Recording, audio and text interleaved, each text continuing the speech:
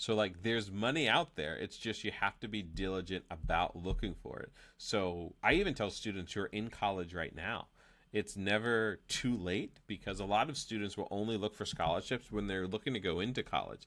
They don't look for the scholarships that are out there for current college students because there's a whole different batch of scholarships then that you can begin to look for. So if you are listening to this podcast today, take that as if you take nothing else away, go start looking for scholarships now because there's so much that's out there.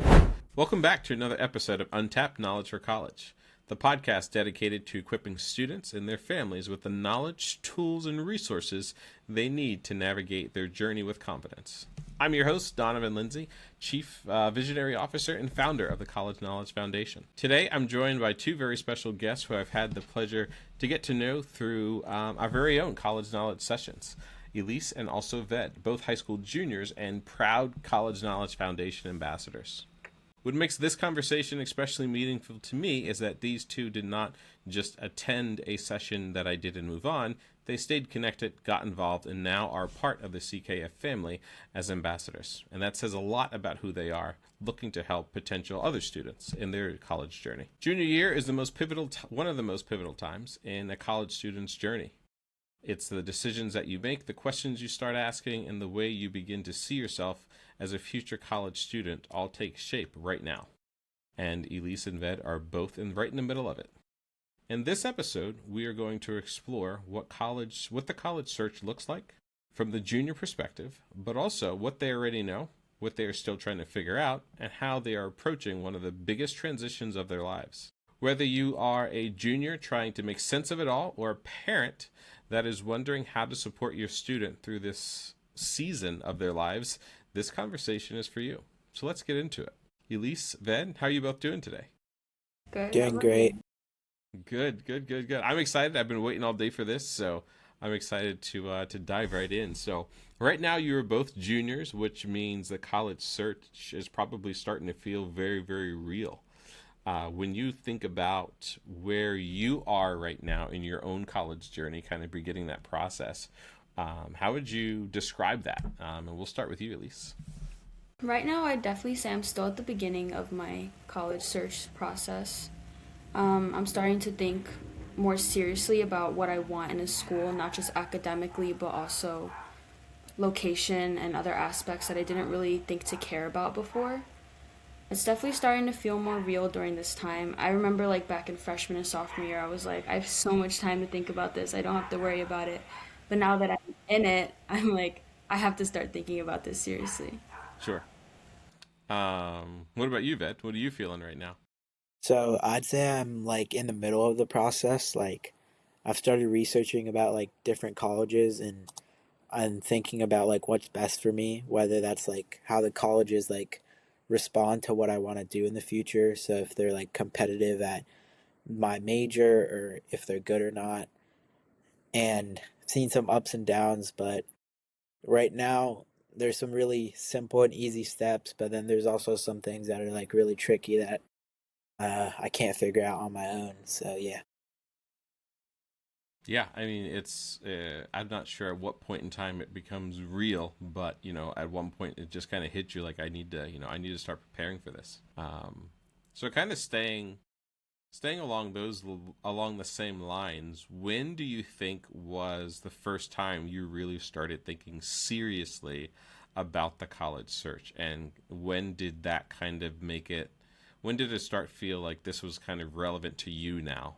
We'll start with you, Ved. Like, when was that time where you were like, all right, this is real. I need to start doing something. So for me, that was around like the middle of junior year. So like probably like around December, maybe November. And I was searching up like top 20 to 50 colleges of the major I want to pursue in the future to see like what colleges are some that I'd like want to apply to and actually attend. So that was going on like different websites like Niche and all these other websites that rank colleges based on major and price and cost and tuition and all of those like necessary things. And so I'd say that's when I actually started to take things seriously and understand how like I'm going to adapt to my future. Did you feel like it was something where you just kind of knew, or did you feel behind? Was it a friend that was like doing something? Like what was that trigger, I guess, that made you be like, all right, now's the time?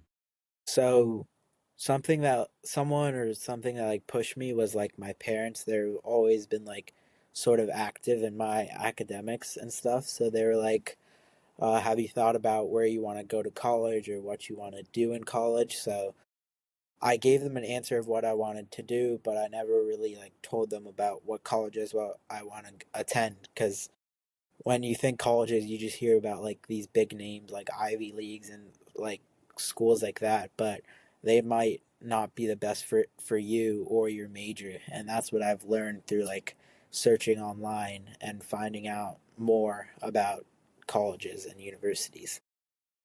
Sure. And I know you talked about you mentioned majors. So where's your head at right now? Like what do you think you'd like to go into college to major in? So right now I'm stuck between like three choices. Like I already Okay. know that I don't want to like go into the medical field at all. That's just not something I'm very interested in. Hmm. So right now I'm thinking between like, well, I know I want to do engineering, but I'm just stuck between whether I want to do like aerospace or electrical or mechanical. Like those three, they have like a lot of similarities, but like the end result's like kind of different. So I'm just don't know if which one I'd rather stick with. No, that makes sense. But yeah, I mean that's definitely a field that I don't think is going to go away.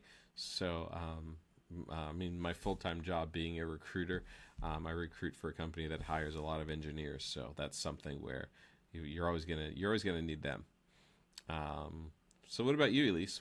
At what point do you feel that you begin to really start taking the college search seriously and begin to feel like, all right, this is something that I need to begin to look into now?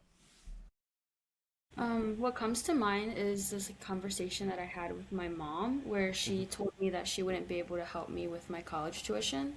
Hmm. And that just really made me think that I have to think more practically about college and not just like, oh, does this check off all the boxes of what I want in a college? I also have to think about what I need in like financial aid, scholarships, tuition Yeah. price. So I started really like researching and looking into more than just like the surface level things that I saw online about colleges.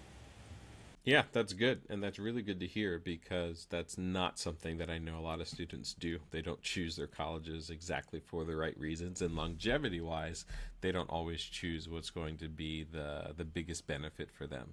I mean, I know tons of students went to a college university for a semester or maybe a year, or maybe not even a semester because they're like, yeah, this wasn't it. The vibes weren't there. This wasn't something that I wanted to do. But also the finances. I've known students to take out thousands and thousands, if not $100,000 or more, to go to a school, and I'm like, you could have went to a different school and got the same degree. And right now, in my role, having been a recruiter now for a while, having businesses where I'm, assessing people and evaluating people, there's a huge misconception about how important it is the name of the school. I mean, as a recruiter and as someone who has another business outside of college knowledge where I help people with resumes and different things, and I show them how quickly it happens, and statistically, they say it only takes 6 seconds for someone to really review your resume and make a decision as to move you forward or decline you for the position. The last thing I care about is where you went to school. I care about, did you pass? Do you have the degree? Um, and that's mostly it. Like the location of the place isn't as important as people think that it is. But being able to get out of college and not owe a lot of money, take it from someone who has student loans, that's something where you really have to think about that. So yeah, appreciate those answers. That's good.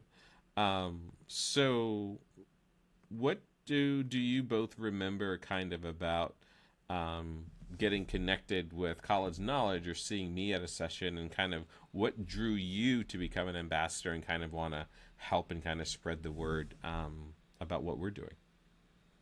We'll start with you, Elise. So I think like the first memory I have of the College Knowledge Foundation was last summer when I went to a college summer program called PFU, and I I don't know if I was remembering correctly, but I think it was you that came, and you spoke, and I really liked the whole idea of um, like having this information accessible to everyone. I know that in a lot of cases, not everyone's gonna have like a good college counselor or good college advice at their schools, and I really like the focus on like first gen students not having those same opportunities, and that's kind of what drew me to want to be an ambassador because I want to like help people at my school who may be first gen because I'm a first gen student myself. Hmm. Knowing like I could help others that were in similar positions to me was really what drew me. Yeah, that's great. That's an organization that I've been going to do presentations for I think the last 3 years, and this will be the fourth. Luckily, they've invited me back because I really enjoy being able to see students there. And I'm there every week that they host it during the summer, so I get to see about 1,900 students during the July alone, during that month of July. So it's pretty cool. But to see how important and beneficial it is, but then also to have someone in the audience, exactly what you said, like, how do you then spread the word, and especially for the first generation households where the parents can't really help, and at times, even if the parents went to school, at times they can't help because the process has changed so much.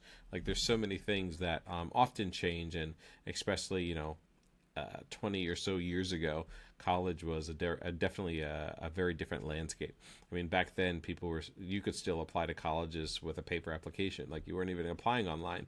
So things have just changed quite drastically. What about you, Ved?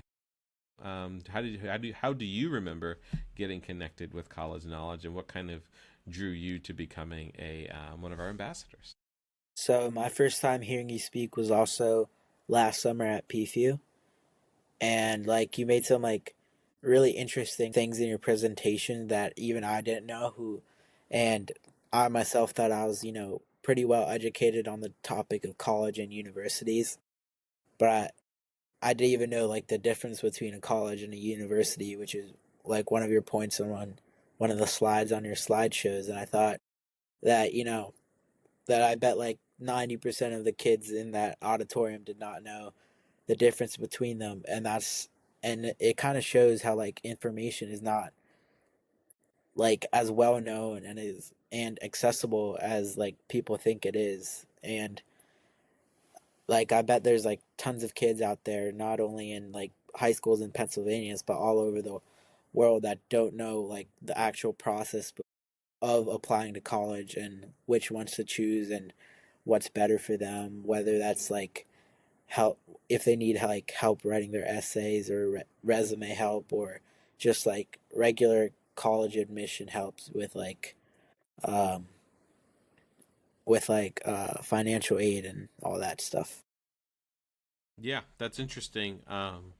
The first, I think it's interesting that both of you got connected with college knowledge because of that organization, and I had volunteered with them for a couple years, but I feel like it's only the students that say PFU. Like, all of the adults, I think we all say PFEW, but like it's always the students. I'm like, oh, I guess that they always make a shortcut for to talk about things. But I'm glad that was the organization that brought us together. Do you both remember what weeks you were there during the summer? I wonder if you both were there at the same time.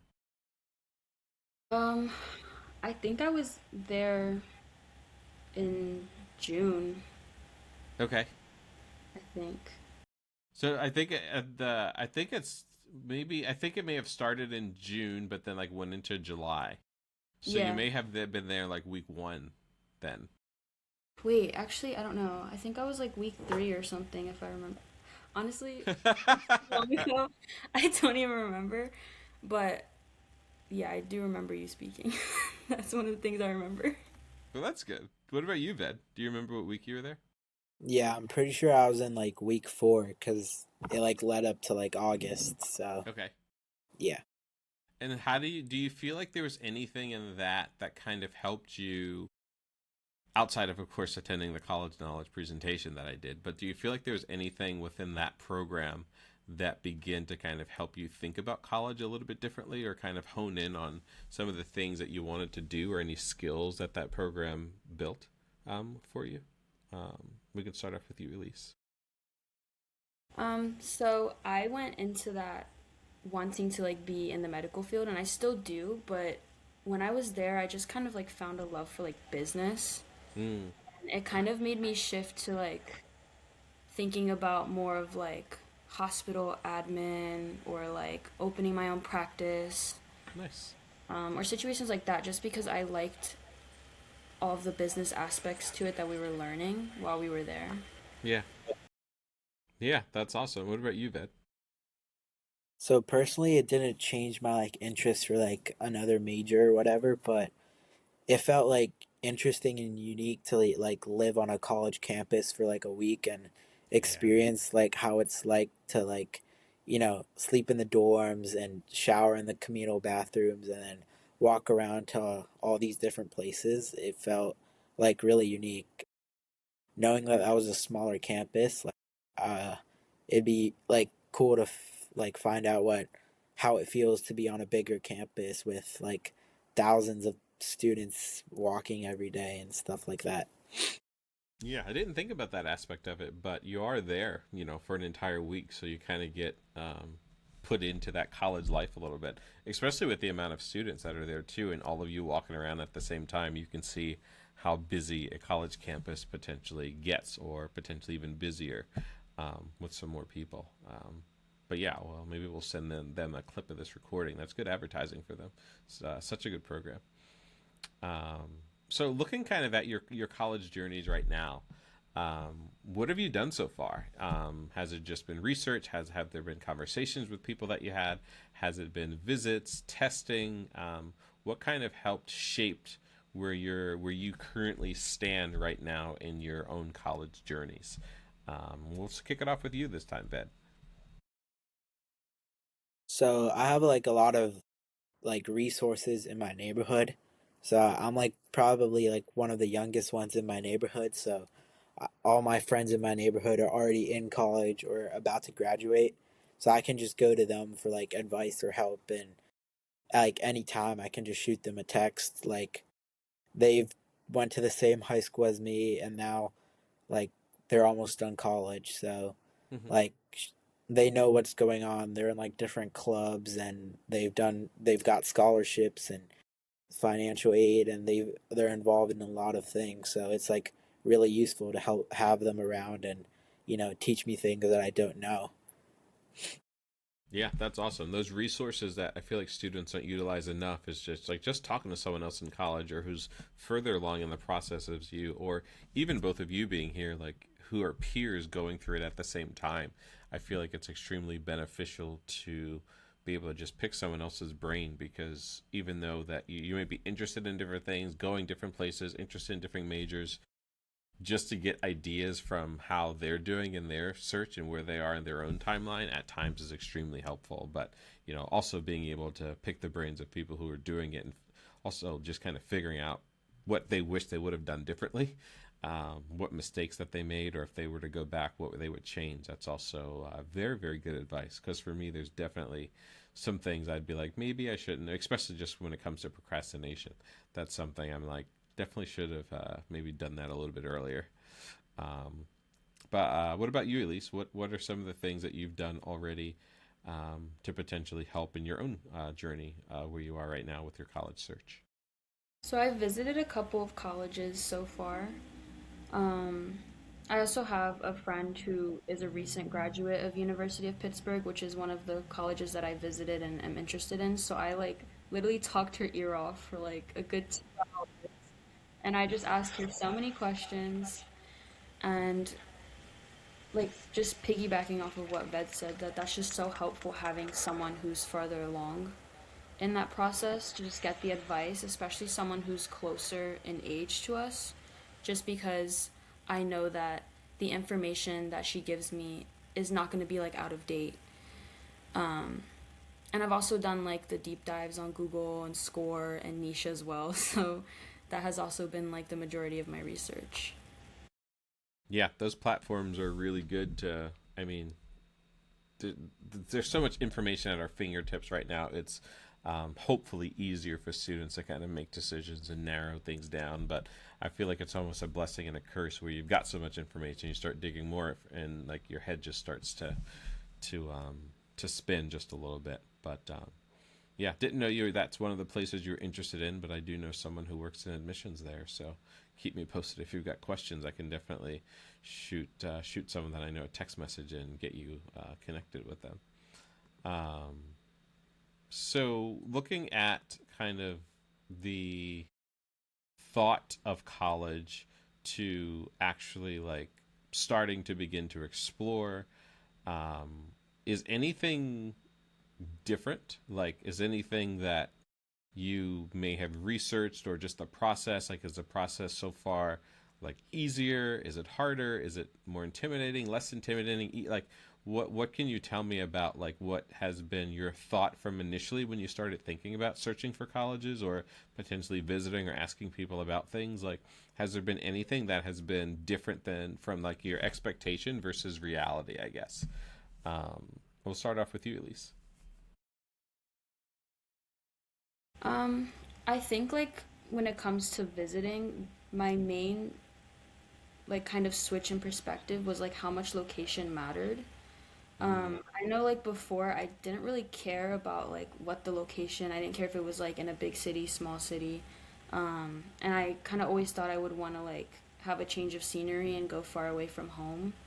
But now after visiting and like being so close to the point where I would have to move, I'm kind of like thinking I don't want to be so far from home. And yeah, like I want my mom to be able to visit me and I want to be able to visit home. So that's definitely been like a big change for me that I've had to start looking at more schools near me and less schools across the country. And I also think like when I was at the beginning of the college search process, I kind of thought I would want a big city because that's what I'm used to. But now that I've like visited like Pittsburgh and I visited like other smaller cities, I found out that I actually prefer that. So that's been like a big change for me.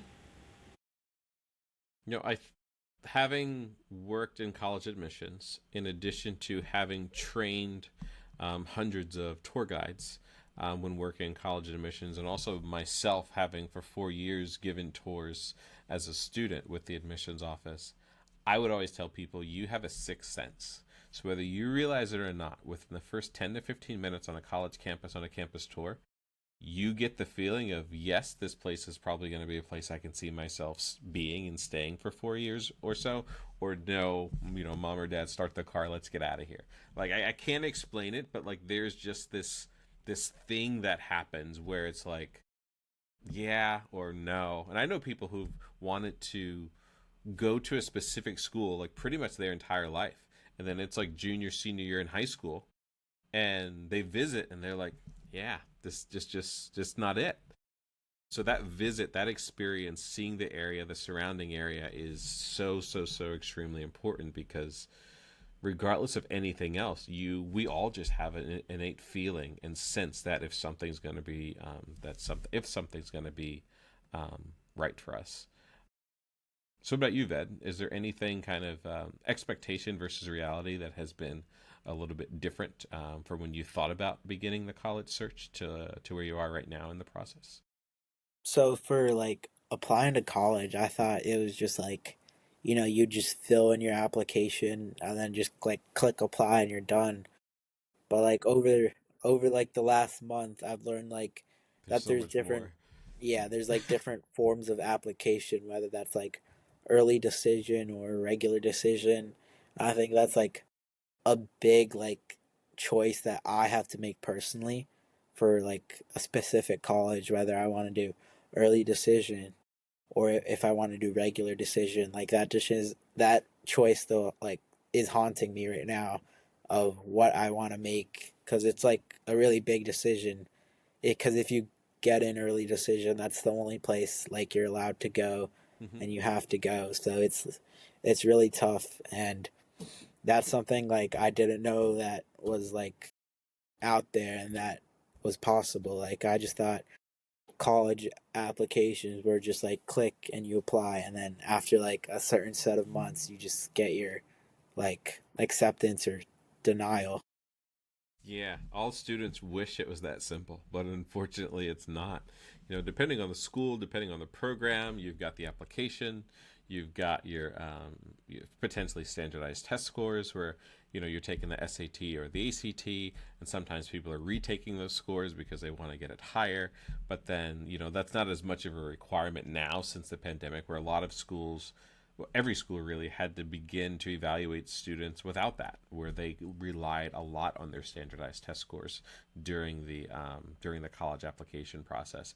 But then you've got your essays and potentially supplemental essays and multiple supplemental essays that you have to submit, and your letters of reference that you may have to submit. Depending on a program, there could be a portfolio that they want you to submit or an audition that you have to do. Like, there's no one size fits all for any university, unfortunately. There's always just some things that are different. In addition to different years, they could require or not require different things. So that process isn't as simple as I feel that students would like it to be. But learning early about it is good because, if a student is like me, anything like me, and they're a procrastinator, it's like you're going to wait till the day or 2 days before to submit something, and you're like, I don't have half the things that I actually need. So yeah, those unfortunately it's not as easy as students think, but starting early, doing that research, especially on the schools that you're applying to, what do they actually require is extremely important. um, so a lot of students will come into college or begin the college search with assumptions that turn out not to be true. Has there been anything that either of you have begun to learn or realize about some misconceptions that you may have had that aren't necessarily true? Either one of you, if you've had any by chance. Yeah, I can think of two. Okay. One of them is like scholarships. For some reason, I always used to think that scholarships were only like academic based, sport based, maybe music or art. But as I was starting to like actually look at like websites with a bunch of scholarships, I was seeing like such random ones. Like I saw like scholarship for left-handed people Yeah. interested in engineering, and I was like that's so specific. Hmm. So that was like an assumption that was proved wrong for me. Like I was like, there's so many scholarships out there. I'm not limited to just one of like those four things, like academics, sports, art, music. I'm not limited to that. There's like so many options for me. Um, the second one is definitely like more for like grad school applications, I would say. Like I thought I had to major in something science related just because I want to do that for grad school, but I'm now like seeing that I can major in pretty much anything as long as I have like my prerequisite classes completed. So, which was really helpful for me because like as I was saying earlier, I was thinking more of like business now while still incorporating like the medical field. So now I know my options are a little more open when it comes to like majors or minors. Yeah, I mean, those are both great things to realize ahead of time because a lot of times people realize too late, whereas someone will get a bachelor's degree thinking that they needed this specific type of bachelor's degree to get a master's degree. And for those listening who may not know the difference, graduate school and undergraduate school. So, your undergraduate degree will be where you are obtaining an associate's degree, which typically will take you about 2 years to complete if you are going full time. And then a bachelor's degree is the other type of undergraduate degree, where that's going to typically take you about 4 years if you go full time semester over semester by about 8 semesters. And then you've got graduate school, where that's where you are going to be going into like a master's degree or some type of doctoral program. And if that's something that a student would like to do, which you've done amazing already because you know that, but I didn't know that. I remember going to grad school and like I could only I had graduated with my bachelor's degree already, and I didn't know that from then. So you're about 5 years ahead of where I was. But I thought, I could only apply to certain programs based off of my undergraduate degree, where for the most part it was prerequisite courses and things and a GPA or work experience that I may have had to had at first. But then the whole thing with scholarships and things like, I remember a girl telling me how she had blonde hair and blue eyes, so she had found a $500 scholarship for blonde haired, blue eyed people. I remember someone that I worked with talking about how when she was in college, she found a scholarship on KFC's website, and she could enter into the scholarship if she wrote an essay about their biscuits. I remember a student telling me, based on the colors he wore to his prom, he was able to send them a picture, and then from there, he was considered for a scholarship. Yeah, it's not. There's probably way more, double, triple, quadruple the amount of scholarships not merit based and about your academics than there is with all the other crazy things. One of the things I always tell people, it's never too early to start looking for scholarships because there's so much money out there. I was doing a presentation about a year ago now, and there was a mother who had set me up with an organization that she helped run, and she told me during my presentation, and she was telling the other students to kind of get them to realize how important it is, but she had her son in 8th grade, before he even got to high school, in 8th grade, keep like an Excel spreadsheet where he began to look for scholarships. So he wasn't able to apply for them then, but being able to just look for scholarships. Basically, then once those application dates opened, he began to apply. A year ago, he was a senior. It was about a year ago. So he was a senior in high school, hadn't started college yet. But in around this time of year, last year, before, so like there's money out there. It's just you have to be diligent about looking for it. So I even tell students who are in college right now, it's never too late, because a lot of students will only look for scholarships when they're looking to go into college. They don't look for the scholarships that are out there for current college students, because there's a whole different batch of scholarships then that you can begin to look for. So if you are listening to this podcast today, take that as, if you take nothing else away, go start looking for scholarships now, because there's so much that's out there. So what about you, Ved? Are there any like misconceptions or anything that you can think of that you may have heard that you now realize isn't true? Yeah, so one of those is probably like how like big name colleges aren't really like the best colleges for you or your major. Mm-hmm. So like everyone talks about like big name colleges because they're supposedly like so great and widely known, but they're not always like the best for what you want to do in the future. So like for example, for like the engineering I want to do, like the first Ivy League is like probably in like the 6th spot for the top 20 colleges of that major. So like you'd expect like these really big names to be like really high up there, which it is high up there, but there's so many smaller colleges in terms of like being out there that are ahead of it. So for example, like Purdue, which is like I'd say a smaller known college compared to like Harvard or Princeton, is number 3 in like aerospace engineering, while like Princeton is like number 7. And that just shows like how the big name colleges aren't like always the best and always aren't like the strongest for like what you want to do. So that's where like I would say like researching really plays like a good role into finding out like what colleges you want to apply to. And that really like like I didn't know that at first. Like I thought like the big name colleges were just the best because they were widely known and widely popular.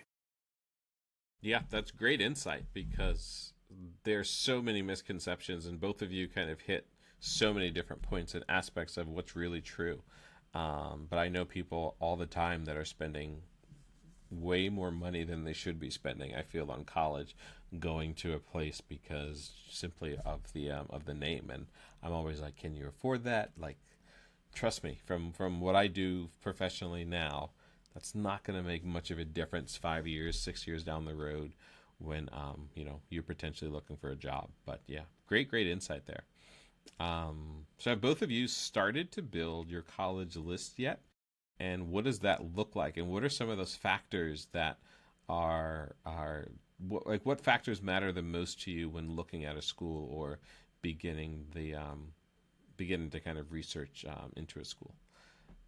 We'll start again with you, Elise. Yeah, so I think I'm still building on my list. I don't think it's like yet complete, but I think I have like a good foundation so far. Hmm. When I'm first looking into colleges, what I immediately look for is price. I look into like how generous they are with financial aid, and I usually like to look at location and extracurriculars, if they have like Greek life, if they have certain clubs or musical ensembles that I want to be a part of when I go to college. And a big one I also look at is to see if they have like what major I want to do. Because what I want to do, I know not all colleges do it, so I definitely look for that. Yeah, that's great. I mean, what everyone's looking for is completely different. So knowing that and continually build the list. I mean, where you are right now in your journey, it's good that you haven't finalized your list yet because there's so many things that so many other doors that could open and other areas of interest that you could develop where you may be crossing some schools off your list that you thought you were really interested in and even adding some. So yeah, definitely keep that list open until the deadlines for colleges have passed. What about you, Ved? So I think I've made my list for the colleges I want to apply to. Mm-hmm. I think it's around like 8 to 10 colleges, I think. So I have like two reach colleges, which I don't think I'll get into, but that's why they're like reach. And then I have, like a couple like colleges I see myself going to that I feel confident I'll get in. And then I have a few safeties as well. And I'm not really much of a guy on location. Like I can get suited to like most places, so I think I'm fine on that. And like I've already checked all of these colleges if they have my major and stuff like that. So I've got that down, and all I have to really do is now just look at, financial, like how much and how generous they are with financial aid, with and like how living there is like dorm life, and then lastly probably like all the clubs and extracurriculars they have as well. Yeah, that's awesome. I mean, knowing kind of those places already and also having a balanced college list is good. So having, a balanced college list, kind of exactly what you were saying, have some of those schools where it's like, these are the REIT schools. I'd be thrilled if I got in here, but I'm not really counting on, too much of this happening. Some that are right in the middle, which a lot of people will consider the match schools. If you look at your grades and what you've done academically, and you think you're a fit, and then those safety schools where it's like, I think I got this in the bag based off of what they're looking for and based off of what I've got. You think that's in the bag. So yeah, that balanced college list is extremely important, I would say.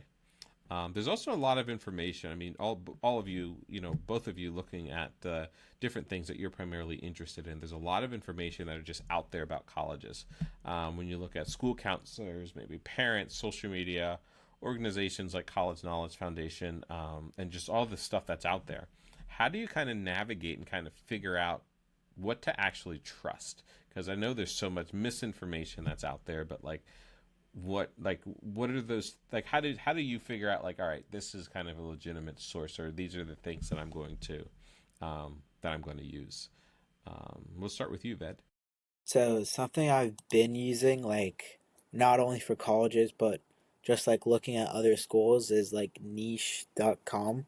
Mm. And like I think they're a really trustworthy source. Like uh they have rankings on like all types of schools from like kindergarten to 12th, and then colleges and universities, and like they have awards for like for different schools and stuff like that.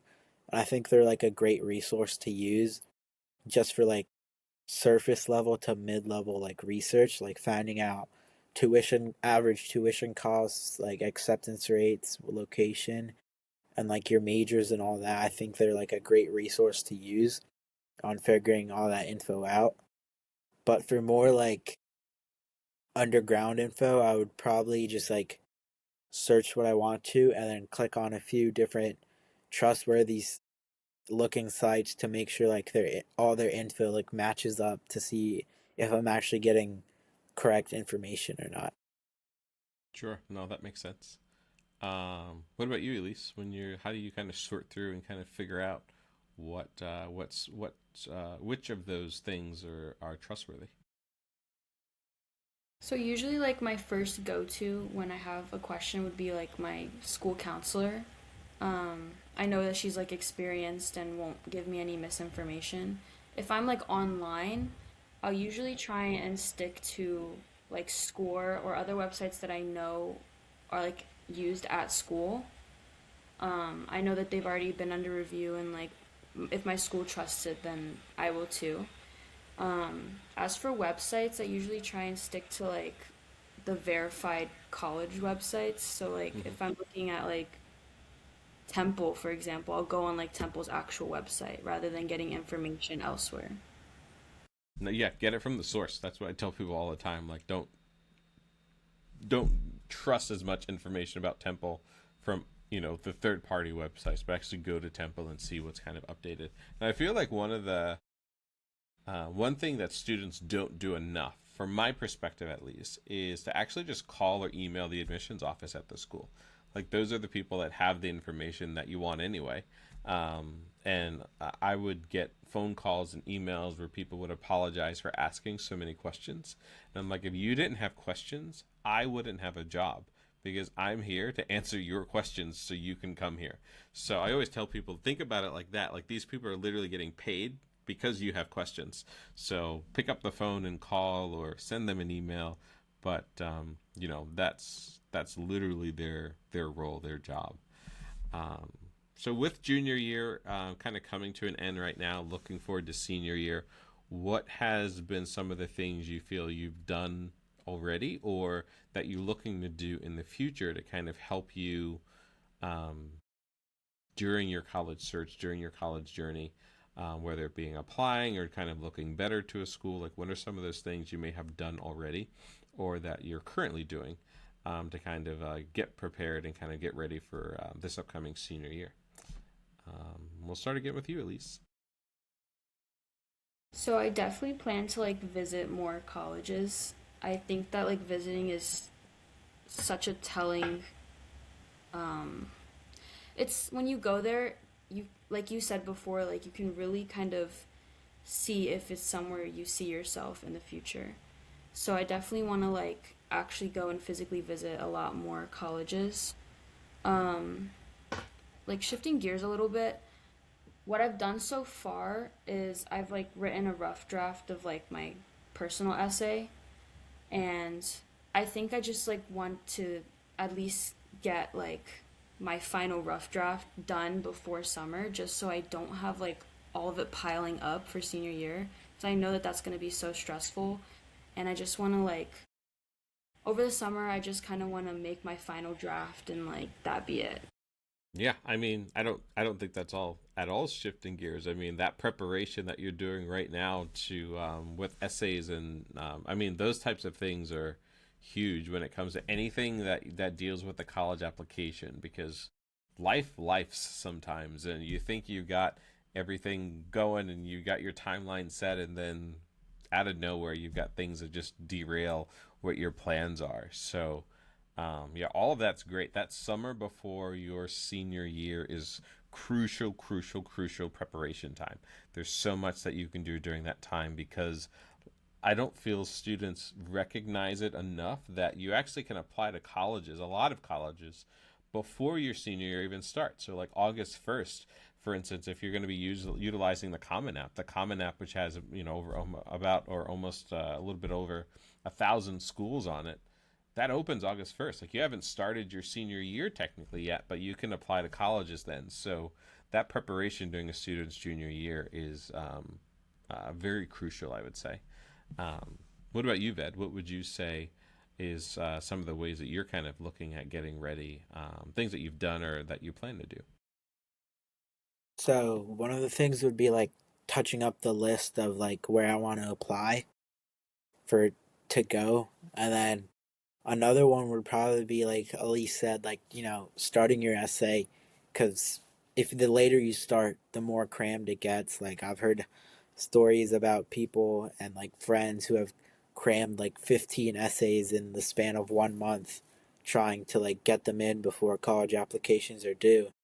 So like the earlier the start, the less pressure and the like better chance for you to have a more succeeding essay and succeeding application is. So I feel like what I'm gonna do is like try and get my scores for everything, completed, like my SATs and everything. Hopefully get that done as early as possible so I can, focus on my essay, which I think is probably like the main and one of the most important points of the application.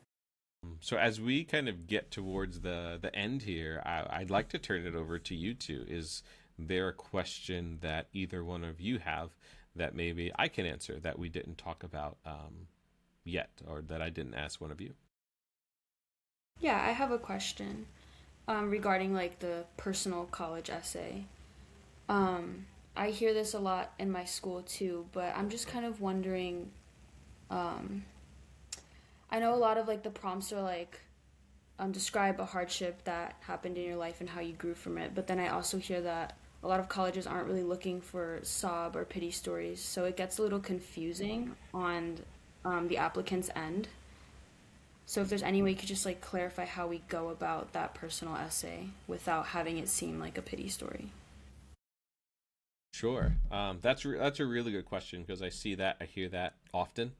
Um, Anything that you've gone through in your own personal journey, the other person on the other side wants to see how you grew from it. So for me, for instance, part of my personal statement that I wrote is when I was in high school, I was homeschooled for most of my senior year because I was so sick. I had a bunch of stomach issues that would happen. And to the point where like I didn't know if I was going to graduate on time.